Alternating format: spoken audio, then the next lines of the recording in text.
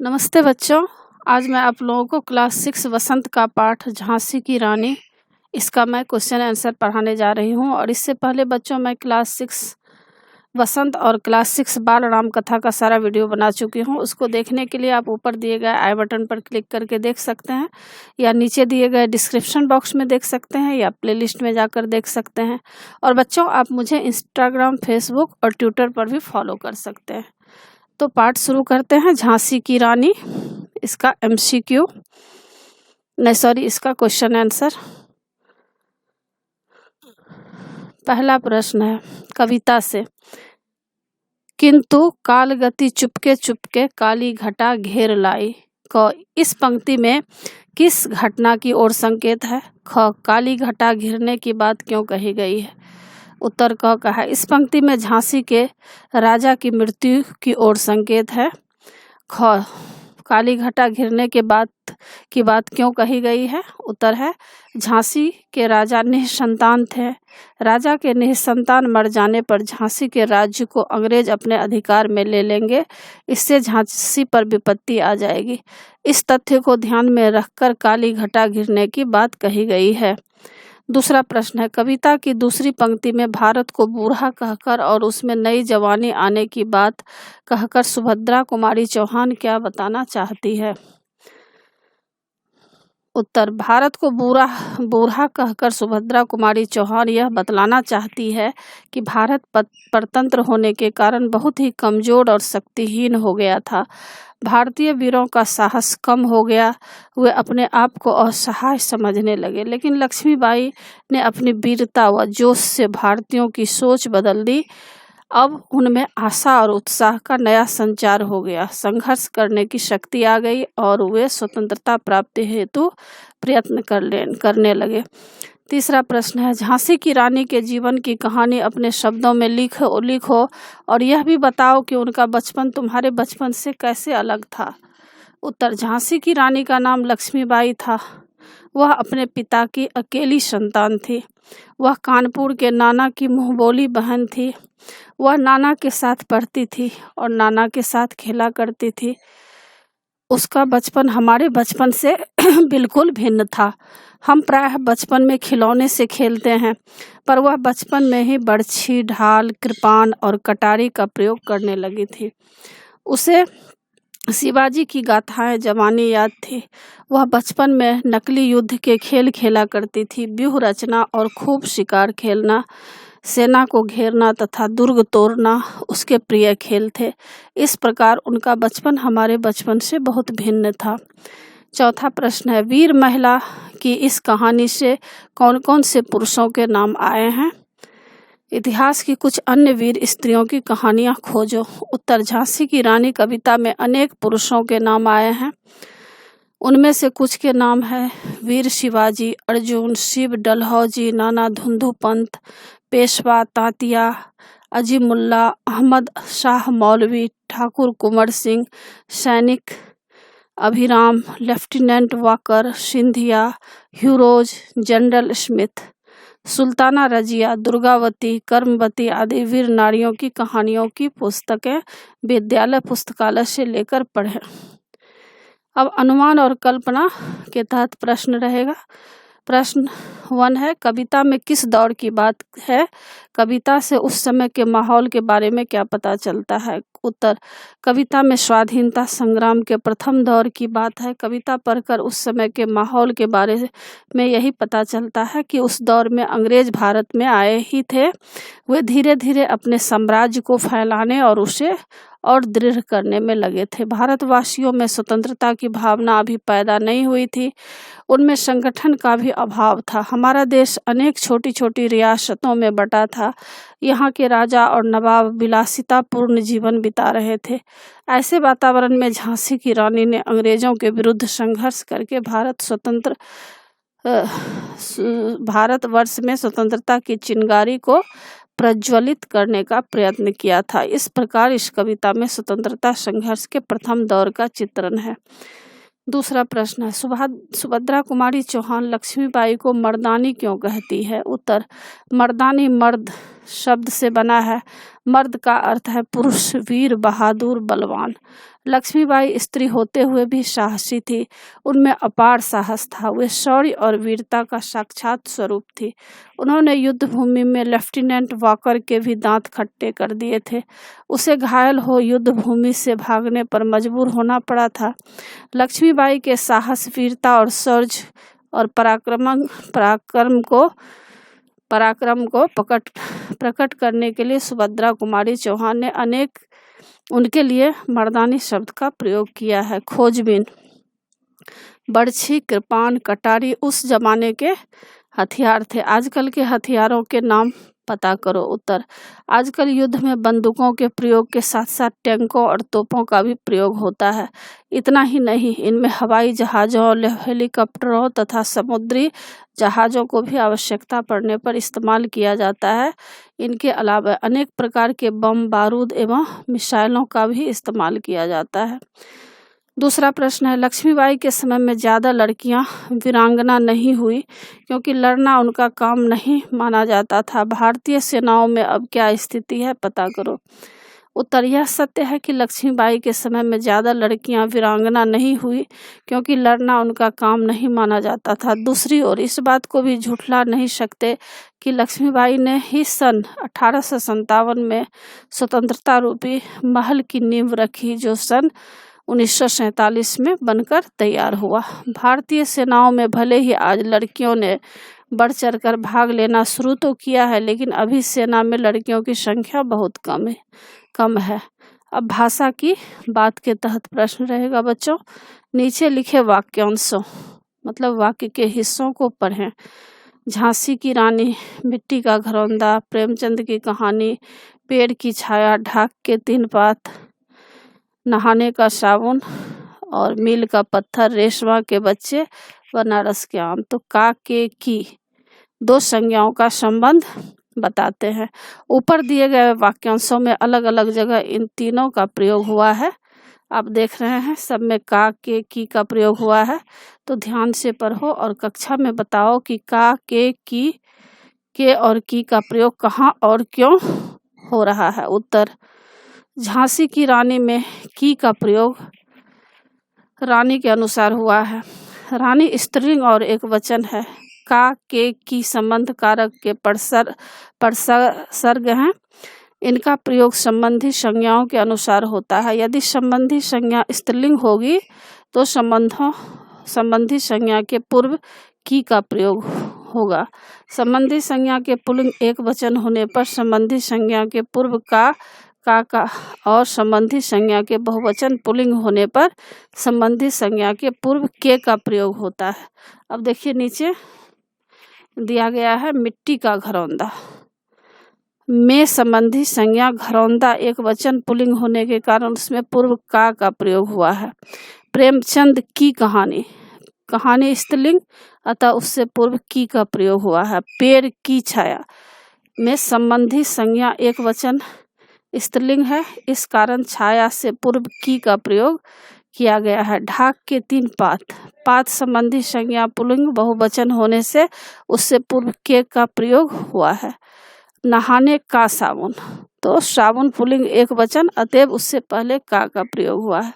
मील का पत्थर में भी संबंधी संज्ञा पत्थर पुल्लिंग एक वचन है अतः का प्रयोग हुआ है। रेशमा के बच्चे संबंध सूचक संज्ञा बहुवचन पुल्लिंग होने से उससे पूर्व के का प्रयोग हुआ है। बनारस के आम पुल्लिंग बहुवचन अतएव उससे पूर्व संबंध कारक के परसर्ग के का प्रयोग हुआ है। अतएव याद रखिए कि का, के, की का प्रयोग संबंधी संज्ञा के अनुसार किया जाता है। अब बच्चों देखिए इसमें अन्य महत्वपूर्ण प्रश्न है, यह भी बहुत ही इम्पोर्टेंट होता है, हर बार एग्जाम में पूछे जाते हैं। पहला प्रश्न है, सबने फिरंगियों को दूर करने का निश्चय क्यों किया था। उत्तर, भारत कई 100 वर्षों से परतंत्र था मतलब गुलाम था। इस कारण भारत के लोग स्वतंत्रता का महत्व भूल गए थे। अब उन्हें स्वतंत्रता के महत्व का पता चल गया। उन्होंने यह भी महसूस किया कि फिरंगी धीरे धीरे अपने राज्य का विस्तार कर रहे हैं। इस कारण भारतवासियों ने फिरंगियों को दूर करने का निश्चय कर लिया। दूसरा प्रश्न है, कविता में रानी लक्ष्मीबाई के बचपन के कौन कौन से शौक बताए गए हैं? उत्तर, कविता में इसका सजीव चित्रण किया गया है कि रानी लक्ष्मीबाई को बचपन से ही बर्छी, ढाल, कृपाण का इस्तेमाल करना, वीर शिवाजी की गाथाएं सुनना, नकली युद्ध करना, व्यूह रचना करना एवं दुर्ग तोड़ने के शौक थे। तीसरा प्रश्न है, झांसी की रानी की वीरता की कहानी का कवित्री को कैसे पता चला? उत्तर, बुंदेलखंड के हरबोलों से कवित्री ने झांसी की रानी लक्ष्मीबाई की वीरता की कहानी सुनी थी। उसे बुंदेले हरबोलों से रानी के साहस और शौर्य की गाथाओं का पता चला था। चौथा प्रश्न है, ऐसी कौन सी विशेषताएं थी जिसके कारण मराठे लक्ष्मीबाई को देख पुलकित होते थे? उत्तर, लक्ष्मीबाई बहुत वीर और साहसी नारी थी। वह वीरता की साक्षात मूर्ति थी। नकली युद्ध व्यूह की रचना और खूब शिकार खेलना रानी लक्ष्मीबाई के शौक थे। सेना घेरना और दुर्ग तोड़ना उसके प्रिय खेल थे। लक्ष्मीबाई की इन विशेषताओं को देख मराठे बहुत पुलकित होते थे।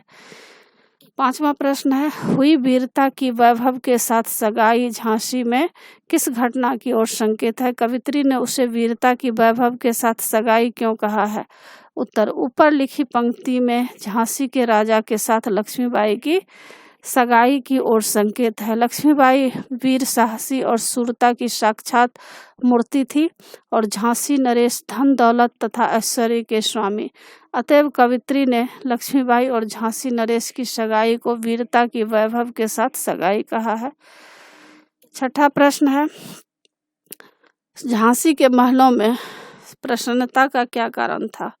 वह प्रसन्नता अधिक समय तक क्यों नहीं टिक पाई? उत्तर, झांसी नरेश और लक्ष्मीबाई के विवाह से झांसी के महलों में प्रसन्नता का वातावरण उत्पन्न हो गया था, किंतु यह प्रसन्नता अधिक काल तक नहीं रह पाई। झांसी नरेश का निधन हो गया, इससे प्रसन्नता का वातावरण समाप्त हो गया और महलों में शोक की लहर दौड़ गई। सातवां प्रश्न है, झांसी नरेश के निसंतान निधन का क्या परिणाम हुआ? उत्तर, अंग्रेज सरकार ने यह कानून बना रखा था कि यदि किसी राजा का निधन हो जाता है और उसकी कोई संतान नहीं है तो उसके राज्य को लावारिस माना जाएगा। ऐसी हालत में उस राज्य पर अंग्रेज सरकार अधिकार कर लेगी। इस कानून के अधीन झांसी के राज्य पर अंग्रेज सरकार ने अधिकार कर लिया था। आठवां प्रश्न, रानियां और बेगमें गम में क्यों डूब गई थी? उत्तर, स्वतंत्रता संग्राम शुरू हो चुका था। अंग्रेज सरकार ने धीरे धीरे उदयपुर, तंजौर, सतारा, कर्नाटक आदि अनेक रियासतों को अपने अधिकार में कर लिया था। रानियों और बेगमों के गहने, कपड़े तथा अन्य मूल्यवान चीजें नीलाम होने लगी थी। इससे रानियां और बेगमें गम में डूब गई थी। 9वां प्रश्न है, रानी लक्ष्मीबाई ने कौन सा पथ दिखाया? उत्तर, रानी लक्ष्मीबाई ने स्वतंत्रता प्राप्त करने का पथ दिखाया। उसने अपना बलिदान कर यह स्पष्ट कर दिया कि स्वतंत्रता प्राप्त करने के लिए अपने प्राणों की आहुति देनी पड़ती है। स्वतंत्रता ऐसे ही नहीं मिल जाती है, उसे पाने के लिए कठोर परिश्रम करना पड़ता है। अब लघु प्रश्न है, स्वतंत्रता संग्राम में किन किन वीरों ने अपना जीवन अर्पित कर दिया था? उत्तर, स्वतंत्रता संग्राम में अनेक वीर नर नारियों ने अपने प्राणों की बलि चढ़ा दी थी। लक्ष्मीबाई ऐसी नारियों में प्रमुख थी। स्वतंत्रता के लिए अपने जीवन को अर्पित करने वाले वीर पुरुषों की भी सूची बहुत लंबी है। नाना धुंधु पंत, तात्या, अजीमुल्ला, अहमद शाह मौलवी, ठाकुर कुंवर, वीर सिंह आदि अनेक वीर स्वतंत्रता संग्राम में शहीद हो गए थे। 11 नंबर प्रश्न है, झांसी की रानी के जीवन से हम क्या प्रेरणा ले सकते हैं? उत्तर, झांसी की रानी ने भारत को स्वतंत्रता दिलाने के लिए अपने प्राणों की बाजी लगा दी थी। उसमें असीम देश प्रेम की भावना थी। हमें झांसी की रानी के जीवन से वीर और साहसी बनने तथा देश के लिए अपने जीवन को न्यौछावर करने की प्रेरणा मिलती है। हमें भी झांसी की रानी के समान साहसी और वीर बनना चाहिए। हमें अपने देश को न केवल स्वतंत्र बनाए रखने के लिए प्रयत्नशील रहना चाहिए, उसे उन्नत तथा समृद्ध करने में अपना योगदान देना चाहिए। अब दीर्घ प्रश्नोत्तर है बच्चों, जो थोड़ा बड़ा है, यह भी पूछा जाता है।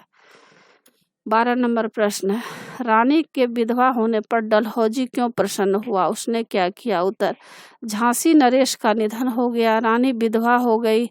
झांसी नरेश की कोई संतान नहीं थी। अंग्रेजों ने यह कानून बना रखा था कि जिस नरेश की कोई संतान नहीं होगी उसकी मृत्यु के बाद उसके राज्य पर अंग्रेजों का अधिकार हो जाएगा। इस कानून के अनुसार झांसी भी अंग्रेजों के कब्जे में आ जाएगी। इस कारण डलहौजी प्रसन्न था, क्योंकि उसे अब विश्वास हो गया था कि झांसी पर अधिकार करने का उसे अब अच्छा अवसर मिल गया है। अतएव उसने अपनी फौजें झांसी के दुर्ग पर भेज दी और वहां अपना झंडा फहरा दिया। उसने झांसी को लावारिस घोषित कर उसे अपने अधिकार में ले लिया। 13 नंबर प्रश्न है, अंग्रेजों के कुचक्र के विरुद्ध रानी ने अपनी वीरता का परिचय किस प्रकार दिया? उत्तर, अंग्रेजों के कुचक्र के विरुद्ध रानी ने अंग्रेजी सेना का डटकर मुकाबला किया। उसने लेफ्टिनेंट वॉकर को भी युद्ध में पराजित कर दिया। वह रानी के सामने नहीं टिक पाया और जख्मी होकर युद्ध के मैदान से भाग निकला। रानी अंग्रेजी सेना को पराजित कर कालपी पहुंची। उसका घोड़ा भी थककर भूमि पर गिर पड़ा था और तत्काल स्वर्ग सिधार गया, पर उसने हिम्मत नहीं हारी। उसने अपने भुजबल से ग्वालियर पर भी अधिकार कर लिया और उसके भय से सिंधिया ग्वालियर छोड़कर भाग गया। इस प्रकार रानी ने अंग्रेजों के कुचक्र के विरुद्ध जमकर संघर्ष किया और देश को स्वतंत्र कराने के लिए लड़ती रही। 14 नंबर प्रश्न है, तेरा स्मारक तू ही होगी, तू खुद अमिट निशानी थी। कवित्री ने रानी लक्ष्मीबाई के विषय में यह क्यों कहा है? उत्तर, रानी लक्ष्मीबाई वीरता और साहस की साक्षात मूर्ति थी। उसने अंग्रेज सेना के युद्ध में छक्के छुड़ा दिए थे। उसने लेफ्टिनेंट वॉकर जैसे कुशल सैनिक को युद्ध भूमि से भागने पर मजबूर कर दिया था।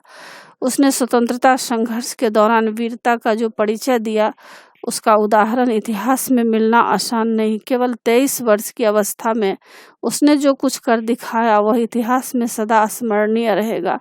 ऐसी वीर और साहसी नारी के कार्य ही उसका स्मारक है। उसने युद्ध भूमि में जिस वीरता का प्रमाण दिया उसका कोई सानी नहीं, उसकी कोई बराबरी नहीं कर सकता। उसके कार्य इतिहास में सदा अमर रहेंगे। इन्हीं विशेषताओं के कारण ही कवित्री ने यह कहा है कि तू स्वयं ही अपना स्मारक है, तेरे लिए और किसी अन्य स्मारक की आवश्यकता नहीं। अब बच्चों इसमें मूल्य परक प्रश्न है, वर्तमान समय में सेना में पुरुषों के साथ महिलाओं का भी बढ़ चढ़कर भाग लेना उचित है, क्यों? उत्तर, वर्तमान समय में सेना के क्षेत्र में महिलाएं भी पुरुषों की भांति बढ़ चढ़कर हिस्सा लेती है। यह पूर्णतया उचित है, क्योंकि आज महिलाएं हर क्षेत्र में सक्षमता से कार्य करती हैं। सेना के क्षेत्र में महिलाओं का पदार्पण एक सराहनीय कार्य है। महिलाओं में दया, करुणा, सहनशीलता एवं मानवीय भावनाएं इस प्रकार कूट कूट कर भरी होती हैं कि प्रत्येक परिस्थिति पर काबू पाने में वे सक्षम होती हैं। इसके अतिरिक्त आर्थिक रूप से सक्षमता हेतु भी यह कार्य अत्युत्तम है। तो बच्चों, आशा है आप लोगों को सारा पाठ अच्छी तरह समझ में आ गया होगा और एग्ज़ाम के लिए अच्छी तरह तैयार कर लीजिएगा। और बच्चों, आप मेरे चैनल देवजी नागरी को ज़रूर सब्सक्राइब कीजिएगा और सब्सक्राइब के बगल में बेल आइकन बटन है, उसे क्लिक कीजिएगा, लाइक कीजिएगा और शेयर कीजिएगा। कमेंट्स ज़रूर कीजिएगा कि आपको यह पाठ कैसा लगा। नए पाठ के साथ फिर मैं मिलूँगी बच्चों। धन्यवाद।